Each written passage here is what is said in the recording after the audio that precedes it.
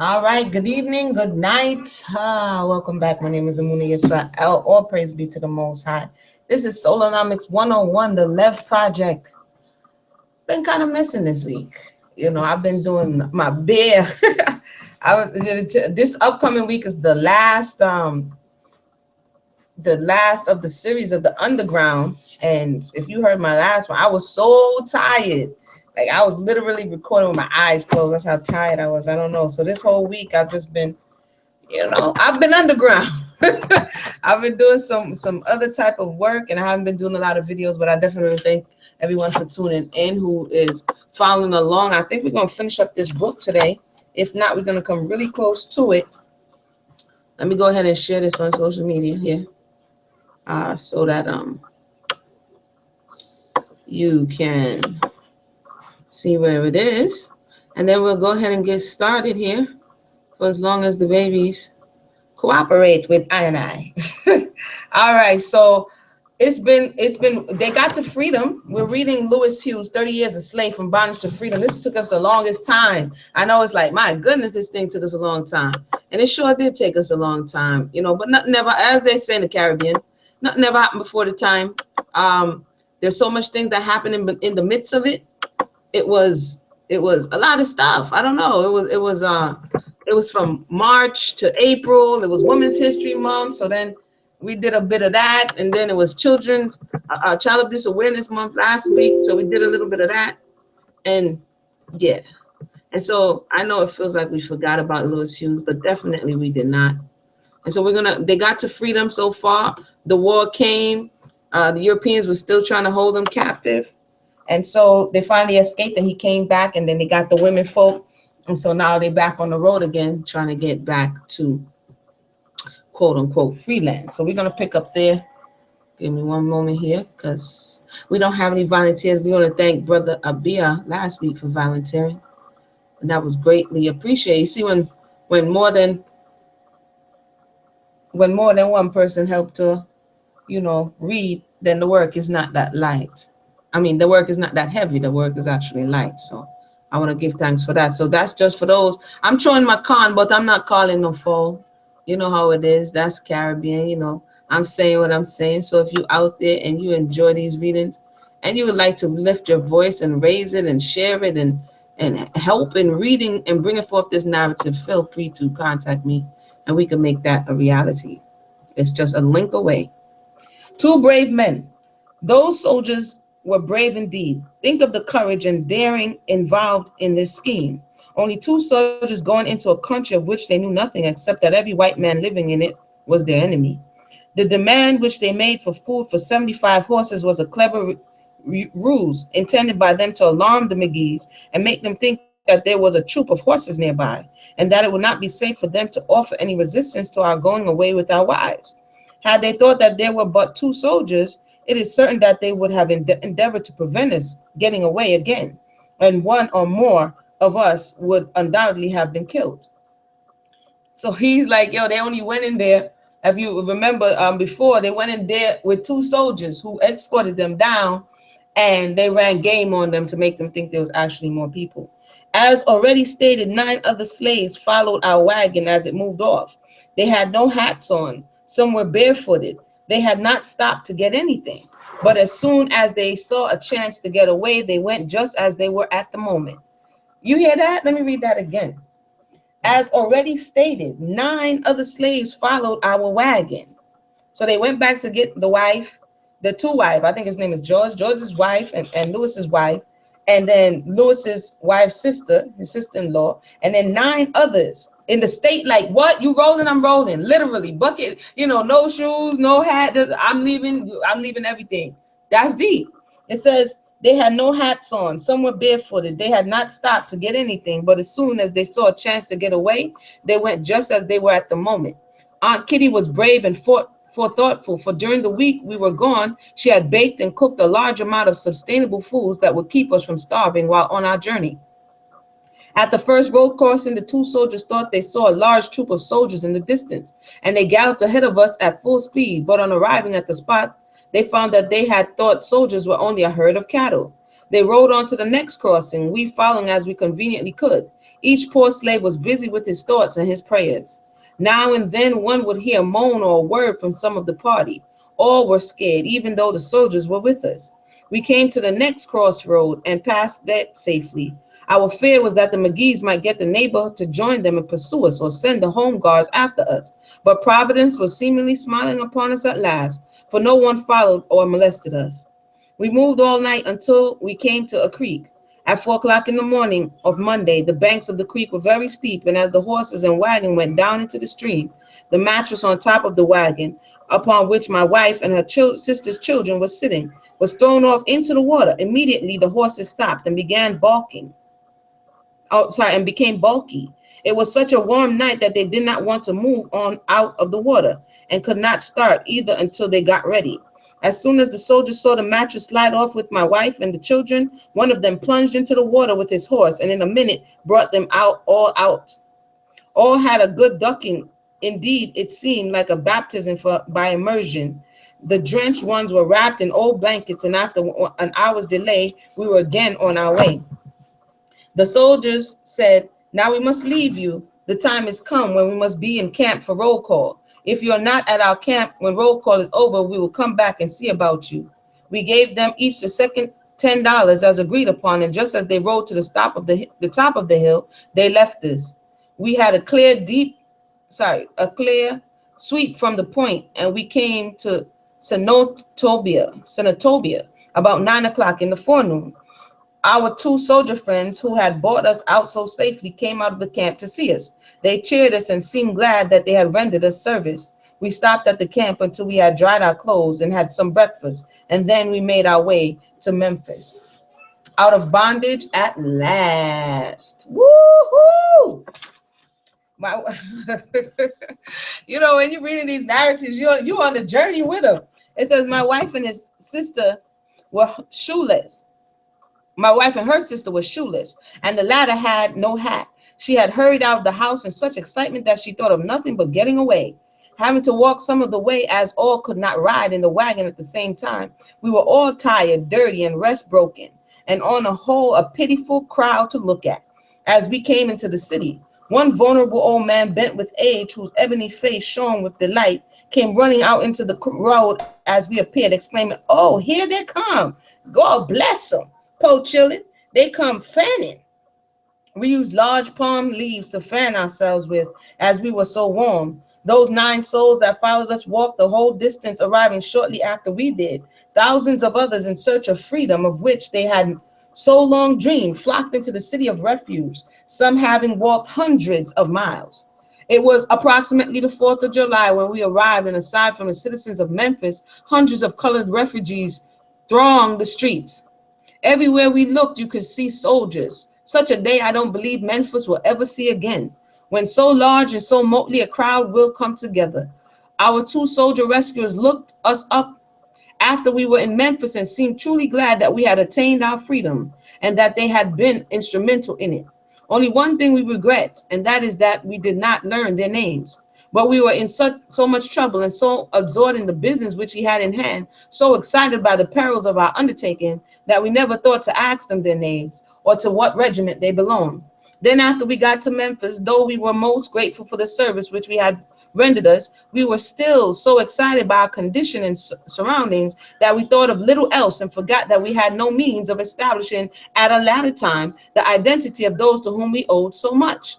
Freedom that we had so long looked for had come at last, and we gave praise to he says God, blessing the day when we met those 2 heroes. It is true that we should have been free sooner or later. Still, but for their assistance, my wife and I might never have met again. If I could not have gone back, which I could never have done alone until long after, such changes might have occurred as would have separated us for years, if not forever. Thousands were separated in this manner, men escaping to the Union lines, hoping to make a way to return for their families, but failing in this and not daring to return, alone never saw their wives or children more. Thanks to Jill D, we were guided to these brave soldiers and so escaped from a cruel fate. And that's deep what he's talking about. This is during the time, again, we see that the Civil War had taken place. So this would have to be later in the year of he said July of 1865. And so this Emancipation Proclamation, but we read already in many accounts that the Europeans were still holding on and not telling people that they were actually free. And he just gave us a little insight that some men ran away thinking, that I'll be able to come and free you too. And he's saying if it wasn't for the soldiers who escorted them, this could have never been the case, because maybe the woman would have been sold off or the children sold off and they would have never seen them again. And that's very, how does that, again, I always like to bring that, welcome those who just joined us. We're going to try to see if we can finish off today. We'll see. Let's see how dry my throat gets. And I got my water cleared nearby. But how does that affect you psychologically if you move on as a man, knowing that you left your women and your wife and children back in slavery? How does that wear on the heart and the mind? And a lot of families would have been restarted in that mindset. It's a deep thing. Unresolved issues, let's just say that. But a word from my old master. In closing this account of my years of bondage, it is perhaps but justice to say of my old master that he was in some respects kinder and more humane than many other slaveholders. Don't know why he keeps saying that, but we shall continue.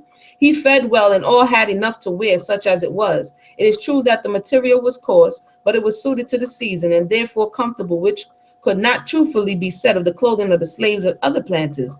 Not a few of them did not have sufficient clothes to keep them warm in winter, nor did they have sufficient nourishing and wholesome food. But while my master showed these virtues, similar to those which a provident farmer would show in the care of his dumb brutes, he lacked in the humane feeling which should have kept him from buying and selling human beings and parting kindred, breaking up families, which should have made it impossible for him to have permitted the lashing, beating, lacerating of his slaves, much more the hiring of an irresponsible brute by the year to perform his barbarous service for him.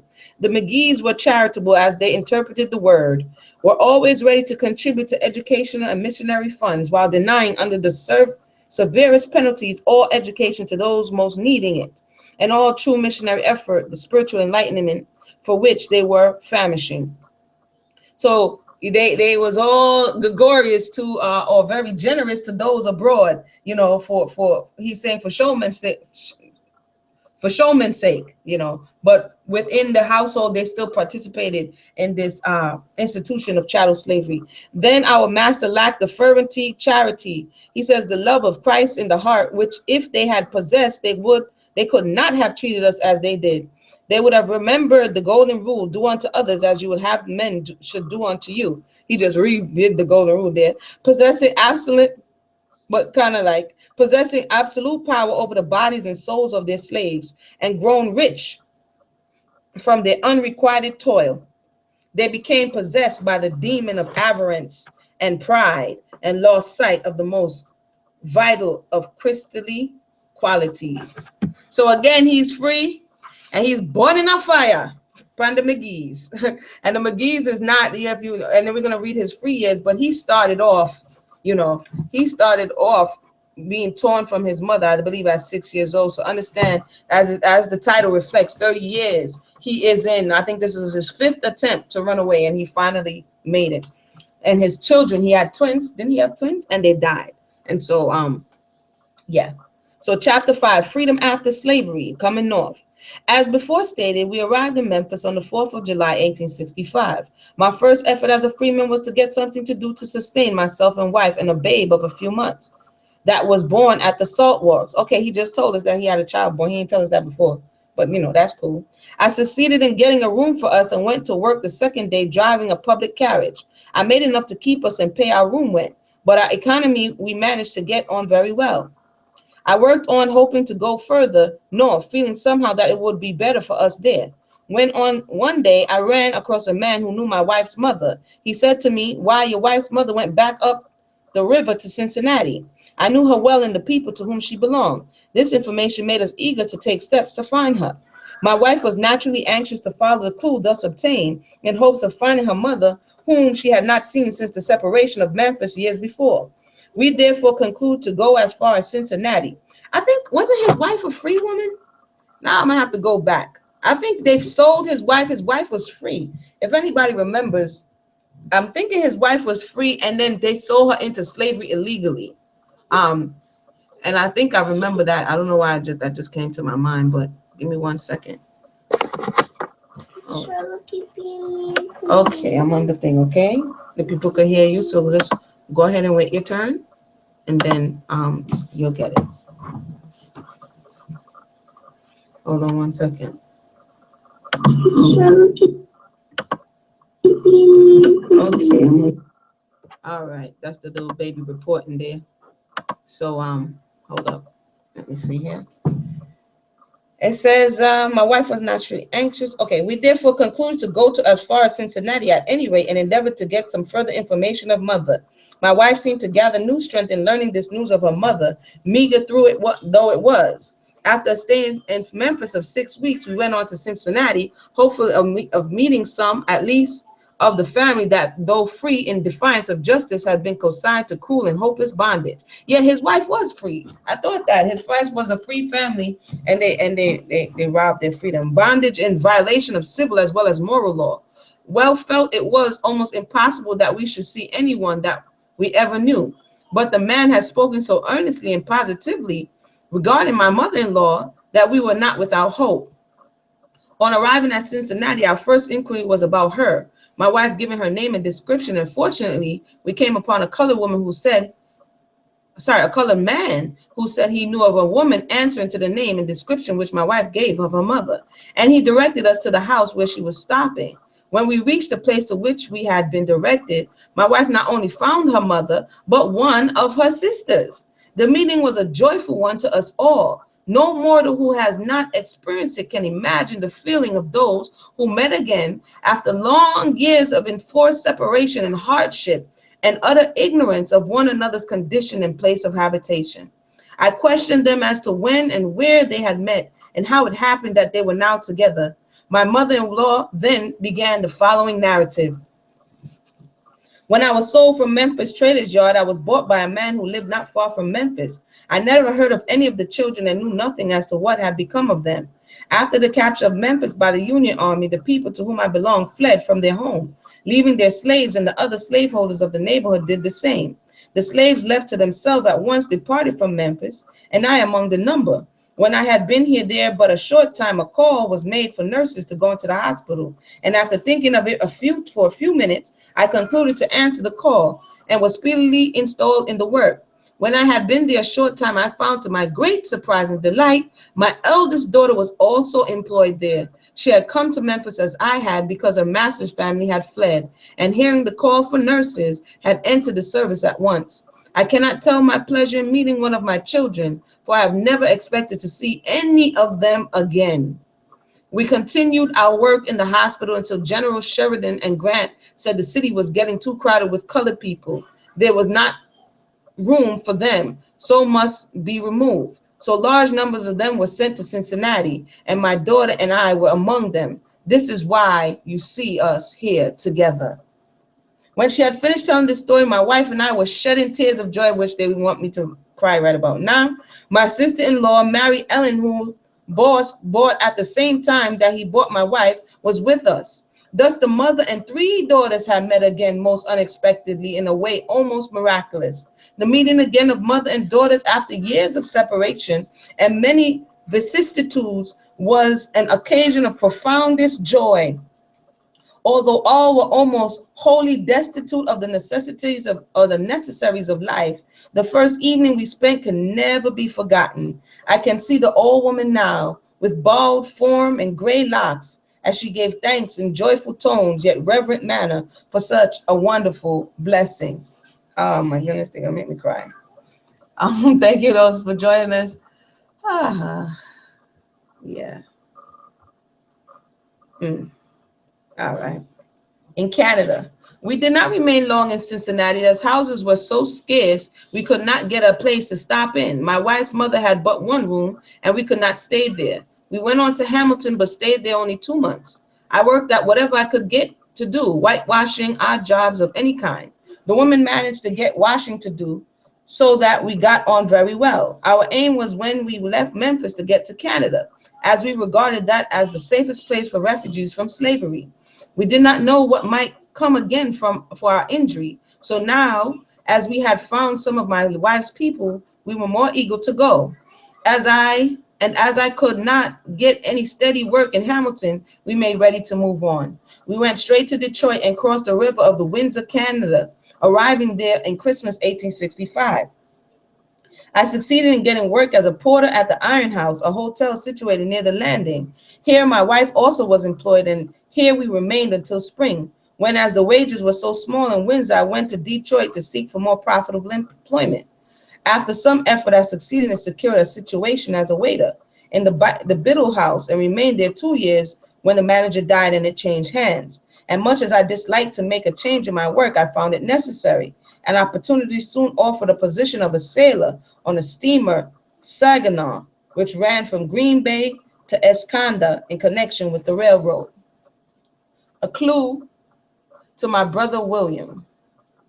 While I was on this boat, one of the men who worked with me said to me one day, "Have you a brother, Hughes?" And I said, "Yes, but I don't know anything about him. We were sold from each other when boys." "Well," said he, "I used to sail with a man whose name was Billy Hughes, and he looked just like you." I told him there were 3 boys of us, that we were sold to different parties, and that I had never seen either of my brothers since. One brother was named William, but went by the nickname of Billy. "Has this man had his forefinger cut off?" asked I. "Oh," replied he, "I don't know Hughes about that." "Well," said I, "this is all I remember about Billy. I accidentally chopped off his forefinger one day when we were small boys in Virginia. This is the only thing by which I could identify my brother William." Nothing more was said about the matter, and it dropped out of my mind. I did not realize how important were the words of this man. It never occurred to me that he knew the clue that might bring us together again. Work in Chicago. So freedom wasn't just, I'm free. You know, they're traveling from place to place to see where they can put down roots and to see where they can sustain themselves. So work in Chicago. While the sailing season had ended, the steamer tied up at Chicago for the winter. Upon going ashore, I at once tried to get something else to do, for I could not afford to be idle a day. Did you hear him? He said he couldn't afford to be idle. Freedom cost its work. One of the first men I met in Chicago was my old friend and fellow servant, Thomas Bland. He was glad to see me and told me about the escape to Canada. Remember Thomas? Thomas was the one that they was learning to read together, and then Thomas wrote the slave pass. And then the last thing they heard, Thomas had ended up in Canada. So yeah, I remember Thomas. And how he had met Will McGee at Niagara Falls. He was working at Sherman House, having charge of the coat room. I told him that I'd been sailing during the summer, but the boat was now laid up and that I was anxious for another job. He said he would try and see what he could do for me. He went to the proprietor of the hotel, Mr. Rice, and to my surprise and delight, he was so fortunate to secure me a position as porter and general utility man. My family were still at Windsor, Canada, and when I had secured this place, I got leave of absence to make them a visit and went there at once. 2 babies had been born only a day before my arrival. So he just planting seeds and moving, eh? I had hoped to be there on the interesting occasion, but was too late. However, I was pleased to find 2 bright little girls to aid in the family greeting, which was delightful after the months of separation. My wife, her sister Mary, and her 2 children, her mother and the sister we found in Cincinnati, were all still here living together. So he's looking for work. He's traveling all around, and her family is there holding it down. Attending night school. After a visit of 2 weeks with my family, I returned to Chicago and began my work at the Sherman House. I was full of energy and hope and resolved to put forth every effort to make a man of myself and to earn an honest living. I saw that I needed education, and it was one of the bitterest remembrances of my servitude that I had been cheated out of this inalienable right, this immeasurable blessing. I therefore determined to do what was in my power again to gain something of that which I had been cruelly defrauded. Hence, I entered the night school for free men, which had been established in the city, and faithfully attended its sessions during the months it was kept on. So he wasn't, blaming his condition anymore. He understood that he had to better himself, and he made strides to do so. All of these is very interesting to chart as paths to freedom. I settled in Milwaukee. I worked at the Sherman House until August 1868, and during this time saw many travelers and businessmen and made some lasting friends among them. Among these was Mr. Plankinton. He seemed to take a fancy to me and offered me a situation in the Plankinton House, soon to be open in Milwaukee. I readily accepted it, for I was not getting a large salary, and the position which he offered promised more. The Plankinton House was open in September, and I was placed in full charge of the coat room. And after I had been there some time, I had a connection with the coat room duties, charge of the bell stand. My wife had charge of the waiter's room, a lodging house situated on 2nd Street, one door from Grand Avenue. This was a brick building that stood where the portion of the Plankinton now stands. The 2nd floor was used as our living rooms. The 3rd and 4th constituted the sleeping apartments of the hotel waiters. My wife looked after these apartments, saw that they were clean, and had a general supervision of them. So again, for those who often talk about, he keeps mentioning his wife. So his wife was in the house when they was in slavery. She was working for Mr. McGee and them. Not, other people were working in the field. The husband was in the field, the wife was in the field, and he's still talking about his wife. She's not at home. She's not afforded the opportunity to fully be there. He keeps saying that his wife also was working. So the so-called quote unquote black woman has been for the longest time and continues to be in a working position from the time of slavery, not because she wanted to leave her children, it's because she had to. And oftentimes I think this is not taken into consideration that when did she rest? Let me just say that. When has she been able to really attend to our household? So when we look at the state of affairs for so-called Black America, the Caribbean, and places of this nature, and we look at the culture from then till now, and we look at what has been kind of out of order in the sense of the priorities and what she had to do, not because she necessarily wanted to do it. There's something different if you are raising your children and you have extra time that you can, but the fact that you may have to leave your children to go to work, it puts a change in the game. Let me just say that. But begin business for myself in a small way. Finally, I was waiting for him to do some entrepreneurship. Let me hear what he's saying. After the hotel had been running a little over a year, I saw there was a chance for me to make something at laundry work. I was allowed to take wash from any of the guests who desired their work done privately. In this case, I worked up quite a business. I still continue my coat room duties as my wife managed the laundry work. Our laundry business increased so rapidly, I deemed it best to change our quarters from 2nd Street to 216 Grand Avenue, which seemed better suited for our purpose. Here, the business continued to grow until it reached proportions of which we had little idea when we began it.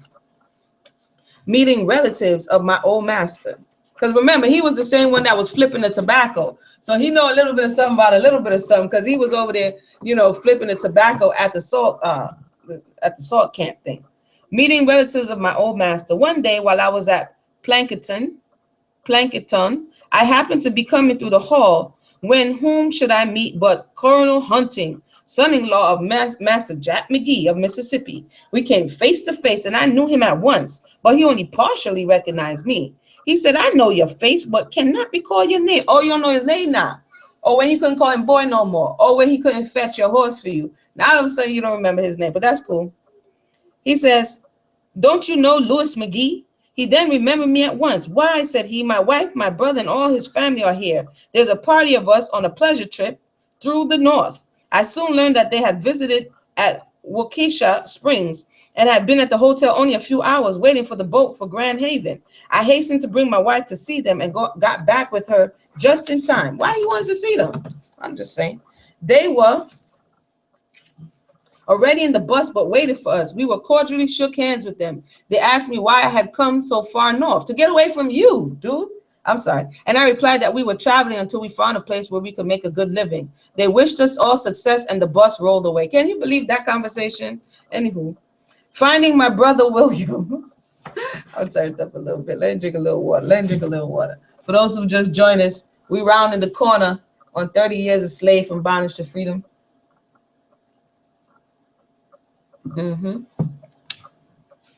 Finding my brother William. While I was at Plantation House, many of the traveling men seemingly liked to talk with me when they came to the coat room to check their things. I remember one day when conversing with one of these gentlemen, he asked all of a sudden, "Say, Hughes, have you a brother?" I answered, "Yes, I have two, but I think they are dead. I was sold from them when a mere lad." And this is oftentimes what slaves would tell themselves about their family members, so that it's like a coping mechanism. You know what I'm saying? That, and I think it was it him.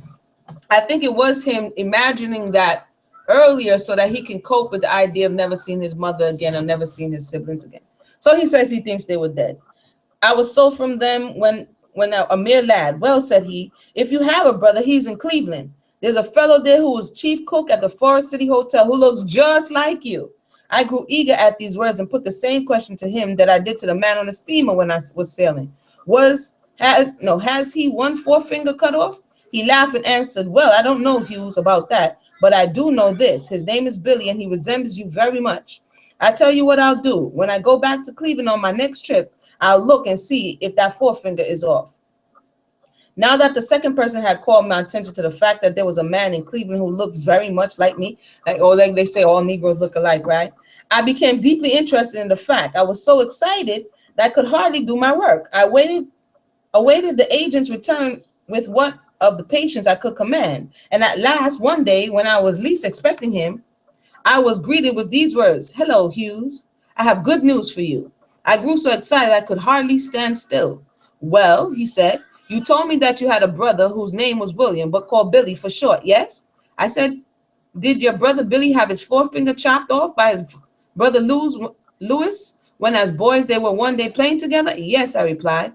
"Then I have found your brother," he said. This is like one of them shows. What's that show? When they reunite family members. He says, "I found your brother. I have seen the man in Cleveland, and he corroborates your story in very particular. He says that he was born in Virginia near Charlottesville and was owned by John Martin. I knew now beyond question that this was my brother William." Words failed me to express my feelings at this news. The prospect of seeing my brother lost so many years before made me almost wild with joy. I thanked the agent for the interest he had taken in me and for the invaluable and comprehensive information he had brought. He could hardly have done me a greater favor or bond me to him by a more lasting obligation. My first step was to arrange for a leave of absence from my work, which I found no difficulty in accomplishing. And by night, I was aboard the express going to Cleveland. By my excitement did not diminish as I sped on my journey, and the speed of the express was too slow for my eager anticipations. Upon reaching Cleveland, I went directly to the hotel where I was told my brother was employed and inquired at the office for Billy Hughes. A bellboy was summoned to take me around to the department where he was. When we met, neither of us spoke for some moments. Speech is not for such occasions. He gonna make me cry. Hold on. Hold on. Let me breathe 1 second. I'm right there with him. Let me breathe a second here. Cause yeah. All right. Whew. He says, "Speech is not for such occasions, but silence rather, and the rush of thoughts. When the first flash of feeling had passed, I spoke, calling him by name, and he addressed me as brother. There seemed to be no doubt on either side as to our true relationship, through the features of each had long since faded forever from the memory of the other. He took me to his house, and each of us related his story with such feeling as few can fully appreciate. He told me that he had never heard anything of our mother or brother. He went back to the old home in Virginia after the close of the rebellion, but could get no trace of her. As we related our varied experiences, the hardships, the wrongs, the sorrows which we endured, and at last the coming of brighter days, we were sad, then happy. It seemed and indeed was wonderful that we should have met again after a long separation. The time allotted to my visit with him passed most pleasantly and all too quickly, and I looked into the faces of his wife and children. I seemed to have entered a new and broader life, and one in which the joys of social intercourse had marvelously expanded. When I came to saying goodbye to him, so close did I feel to him, the tie between us seemed never to have been broken. That week, so full of new experiences and emotions, can never be erased from my memory. After many promises of maintenance of the social relations thus renewed, we parted to take up again the burdens of life, but with new inspiration and deeper feelings. I came back to my work with renewed vigor, and I could not but rejoice and give praise to the Most High for the blessings, he put God, that I experienced in the years since my bondage, and especially for this partial restoration of the broken tie of kindred. He says, I have long since learned to love Christ, and my faith in him was so firmly established that I gave praise for each and every day of happiness that came into my life. Growth of the laundry business. You see there in those words, um, you see there in those words, uh, you know, just what the experience of being parted, of being separated. Greetings to Angel, welcome. And what a person could have been possibly. It just leaves an open door. Let me just say that. Like, somebody is in a relationship, you don't know what happened. The relationship just broke off. And this is in today's term. You don't know what happened. The relationship broke off and you never got closure. In his case, he had to tell himself, you know what, the person is dead, so this is how I move on.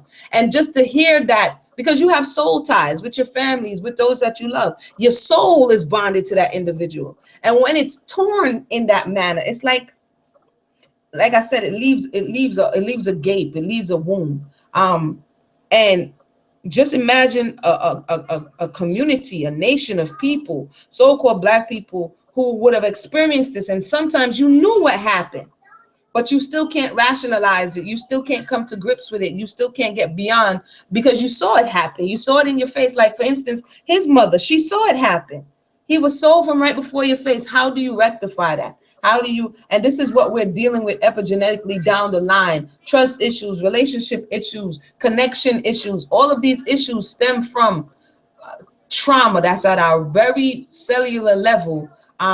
That these stories, this is a real narrative, by the way, for those who just tuning in. We actually had J.C. Hughes, which through his research and his searching, and I found it interesting. I wish Brother J.C. was here for the last part, but I find it interesting that the way his family got back in contact with each other. And Brother JC was doing some historical research, and he realized that this was one of his ancestors, Lewis Hughes.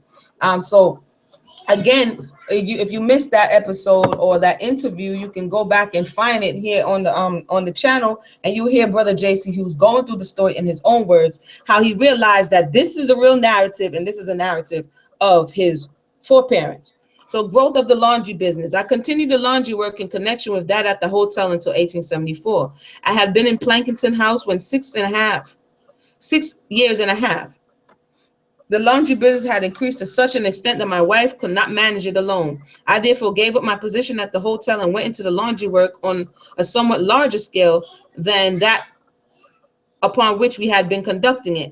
We were still doing business at 216 Grand Avenue, and there was remained until 1876, when we moved to more commodious quarters at 713 on the avenue. But we remained there only a few months when we moved to 134 4th Street in the rear. The establishment here was fitted up with all modern appliances, but I was not so successful as I anticipated. My losses were heavy, and though the facilities for doing the work were much better than those which we had before possessed, the location was not so accessible or inviting. We therefore went back to our former location at 713 on the avenue. Employed as a nurse. Not long after this, Mr. Douglas, a prominent physician of the city at the time, was in failing health. And remember that he had learned from the master. He had learned kind of like root work medicine. And he said that was where he felt most comfortable in providing that care for the sick, if you remember. So he says, wishing a nurse, I was recommended to him for this service by a friend. I served the doctor in this capacity every night for 3 months. I then went with him to Macomb, a village in southern Mississippi. He went back to Mississippi, he better than me, which had been in the days of slavery, a somewhat famous resort, but which had lost its prestige and entered upon a general decline. The hotel and all its surroundings presented the appearance of general dilapidation. I remained here with the doctor for 2 weeks until they succeeded in getting another person to care for him. I then took a run down to New Orleans, a trip south. On this southern trip, I had the opportunity of observing the condition of the country through which we passed. Many of the farms seem neglected. That, oh, you don't have the servant slave no more.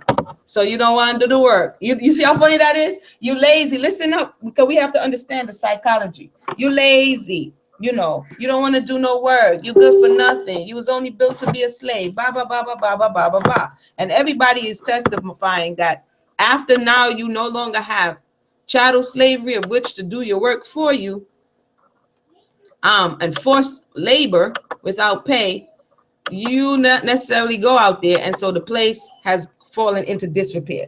So he says many of the farms seem neglected, the houses dilapidated or abandoned, the fields either uncultivated and overgrown with bushels, or the crops struggling with grass and weeds for the mastery, and presented but little promise of a paying harvest. So this is for us to understand that the engine to the wealth of the West was slave labor. I remember we're watching The Underground in a few episodes ago, and they were having this argument, and all the Europeans were sitting around. They was drinking liquor. They was getting turned up, and he asked a question to the overseer, asking about is cotton king, and if they think they need the Negroes to pick the cotton, all this stuff like this. And the overseer turned around and said to him, "I'm not willing to do it." And then the master says, "Oh, don't worry about him. He hangs around with Negroes all day. He's like a Negro sympathizer." So we're seeing this in real action, that if it wasn't upon the backs of slaves, all that was seen would never have been, especially in this space and time that this occurred. So again, keep that in mind when someone is saying that you don't have any worth. This is not true. It's kind of a reverse psychology, so that I could continue to manipulate you as long as I break who you are. But let me continue. It says, in some places, the bushes and other undergrowth were 15 feet high, and the landscape was peculiar and by no means inviting. I could remember the appearance of the cotton farms in slavery days, but how changed were things I now saw. They did not look at all like those which I had been accustomed to see. Everything was dismal and uninviting. The entire country passed through in Mississippi looking like a wilderness. This deterioration was the natural result of the devastating war which had swept the country, and to the industrial revolution which followed, and to which affairs had not been adjusted. When I arrived at New Orleans, I found the levee filled with fruit. Oranges and bananas were piled in masses like coal, and the scenes in this portion of the city were very different from anything one sees in the north. Among the many places of interest in the city were the cemeteries. Owing to the low level of the ground and its saturation with water, burials are seldom made in graves, but instead in tombs built of bricks or marble or other stone, in which are constructed cells running back like a mausoleum from the front, and of a size and shape sufficient to admit a coffin. Then as soon as filled, they are sealed up. These tombs contain from 2 to 6 or 8, or even more of these cells, and their general appearance from the front is not unlike that of a section of mailboxes in a post office. Other places of interest were the old French market and the public squares and gardens, the old Catholic churches, and some of the relics of slavery days in the shape of pens, where slaves were exposed for sale. One of these was in the basement of the Hotel Royal, which would contain several hundred at once, and from which hundreds went to a bondage bitterer, wow, that's new, bitterer than death. That sounds like a word I would have make up, so I'm gonna have to check that one. And from which death was the only relief. And lastly, this is our last little paragraph here. I want to thank everybody for joining us and sticking with us as we made our way through this book. I make nursing my regular business. I came back to Milwaukee with a new idea. He's an entrepreneur. I like him. I like nursing. It was my choice from childhood. Even though I had been deprived of a course of training, I felt that I was not too old to try, at least to learn the art or to add to what I already knew. Dr. Douglas gave me a splendid recommendation and had some cards printing bearing my name and address. He got business cards, you understand? These I distributed and thus began the business which I had followed steadily since that time. Dr. Marks very kindly recommended me to well-known men needing the service of a nurse, and to his professional associates through his means and through his continued kindness and interest. I have been almost constantly engaged in this work. I'm also indebted to Mrs. or Drs. Fox and Spearman and other prominent physicians for recommendations which had resulted in securing me employment, which has proved remunerable to me, no, remunerative to me, and which seemed to give entire satisfaction to the sick and their friends. This is no small part of compensation in the difficult, often wearying, and all its delicate duties of the nurse in the sick room. To every true man or woman, it is one of the greatest acts of satisfactions to have the consciousness of having been useful to his fellow beings. My duties as a nurse have taken me to different parts of the state, to Chicago, to California, and to Florida. I have thus gained no little experience, not only in my business, but in many other directions. I have endeavored in foregoing sketch to give a clear and correct idea of the institution of human slavery, as I witnessed and experienced it, its brutalities, its degrading influence upon both master and slave, its utter incompatibility with industrial improvement and general educational process. Nothing has been exaggerated or set down in malice, although in the scars which I still bear upon my person, and in the wounds of spirit which will never wholly heal, there might be found a seeming excuse for such a course. Whatever of kindness was shown me during the years of my bondage, I still gratefully remember, whether it came from the white master or a fellow slave, and for the recognition which has been so generously accorded me since the badge of servitude was removed. I am profoundly and devoutly thankful. That's the ending of the book. 30 years a slave from bondage to freedom. The institution of slavery as seen on the plantation in the home of the planter, autobiography of Lewis Hughes. Woo! I wish Brother JC was here to hear the ending of the reading. I know it took us some time, but hopefully he'll be able to hear the replay. I want to thank him for coming in and sharing. I want to thank Brother Abia and all those who have listened in. This is the Lev Project. I went back over the episodes. So this is episode 72. We started officially in January, but I did some promo videos in December. And so right now we're up to 72 episodes of having this conversation where slavery is no longer this general ambiguous term with no names, no faces, no occurrences that we can recall. Hopefully we will go forward and continue. This is not the end. This is the beginning of May. So we're going to do some short narratives in between to catch our little self up, you know what I'm saying? Catch back our confidence and thing before we go back into some more. I might read some more out of Growing Up in Slavery or Weebles in the Wheat. And I think I have another European narrative that I wanted to read. We haven't read one of those in a while. So if you have any families and friends out there who you think can benefit from this conversation, feel free to share this information because it is edifying. Also, the week of this week, Wednesday, if you miss any of the underground, they're going to do it successively. So they're going to do the little marathon and it's going to be the final. And definitely we'll have a conversation again. And it's just to learn, edify ourselves and see how it relates to us today. Because this is still plaguing us today. Now you can look and really sit back and like he said, I like his last thing right there. That was deep. His last, let me go back. He said here, he said, nothing has been exaggerated or set down in malice, although in the scars which I still bear upon my person and in the wounds of spirit which will never wholly heal, there might be found a seeming excuse for such a cause. And he's talking the wounds of the spirit. And that's what I keep saying. I've been saying since the beginning that he understood that there are wounds that happen in the spirit. And when you procreate in that spirit of those wounds, then the children come forth bearing those marks, but not really understanding why they feel this way, why we think this way, why is this a family custom, why is this a family tradition, where is it stemming from?